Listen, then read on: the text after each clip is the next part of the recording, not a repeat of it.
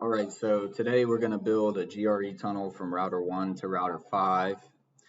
What we have is these serial links using EIGRP to advertise their routes, and everybody can communicate. The goal is to build a tunnel, like I said, from here to here using the 192.168.10/24 network. We've got this subnet on this side, this subnet on that side, and we want to advertise the routes for each of these networks and the tunnel network into OSPF and have OSPF travel across the tunnel. So let's get started. We'll go into router 1 and we'll create our tunnel interface. We'll assign an IP address according to the topology. Then this is a little bit of extra information. Basically, the GRE encapsulation adds 24 bytes onto the packet. So we need to lower the MTU so that we don't go over the typical MTU size of 1500. According to Cisco articles, best practices or common practice is 1400. And then after we change that, we'll change the TCP MSS to 40 bytes lower because it should be 40 bytes lower for IPv4.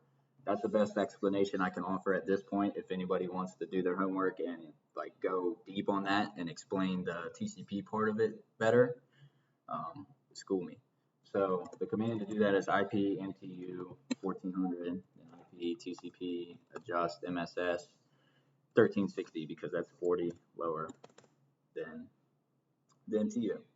So now what we need to do is we're on router 1 and we need to make our tunnel source. According to the topology, over here we're 1111/30, so we'll just do 1111. Now we need to do tunnel destination. We're going to router 5, and over here it looks like it's 4442. So 4.4.4.2.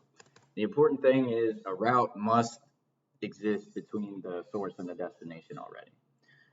Next thing we want to do is move over to router 5. We'll go to interface tunnel 12. They don't have to match the numbers, but I would assume it's best practice to make a match just for management purposes. We'll give an IP address in the space according to the topology. Change our MTU.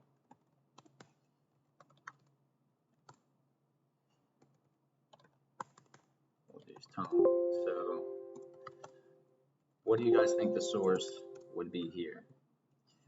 You already know it's going to be 4.4.4.2, and the tunnel destination is 1.1.1.1. Now, do the show IP interface brief. Our tunnel is up. Next thing we need to do is advertise the routes into OSPF.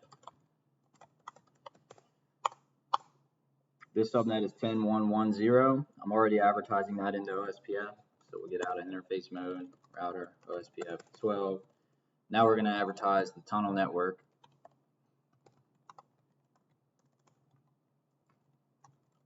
Into area 0. We'll save.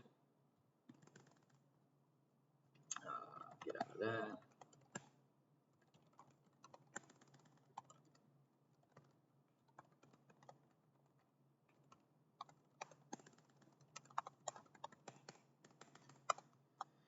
We're advertising our 10.0.0.0 on this side, 10.1.1.0 on that side.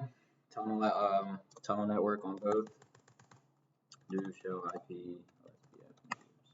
We have a neighbor. The audio over here is 55, as you see, and we have our neighbor relationship. So from router 1, we'll ping the other side of the tunnel. That's working. This is this VPC right here. And that's working. We'll ping that from our subnet over here. Whoops.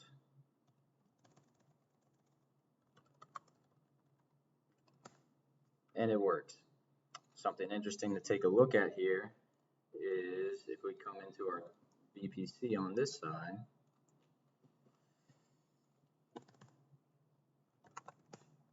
see our address and our gateway, and we'll trace. This is tracing from this VPC to this one. So as we can see, we hit our default gateway here, and we use the tunnel to get over there. if we do show IP route, we can see that these routes, this is directly connected. These are all EIGRP, these are OSPF, and I think that's pretty cool. We've got a logical tunnel running from here to here. We've got an OSPF neighborship to the packet. It looks like it's just going from here to there, but really we know that it's physically traveling over this EIGRP system. This may be BGP or some other protocol. But we built the tunnel, and it's just cool. I went through it as fast as possible to keep the video short, but if anybody has any questions, corrections, comments, improvements, like I said, the homework on why the TCP MSS is 40 bytes lower than the MTU and IPv4, I would love to talk about it. So thanks for watching, and I'll see you all very soon. Thank you.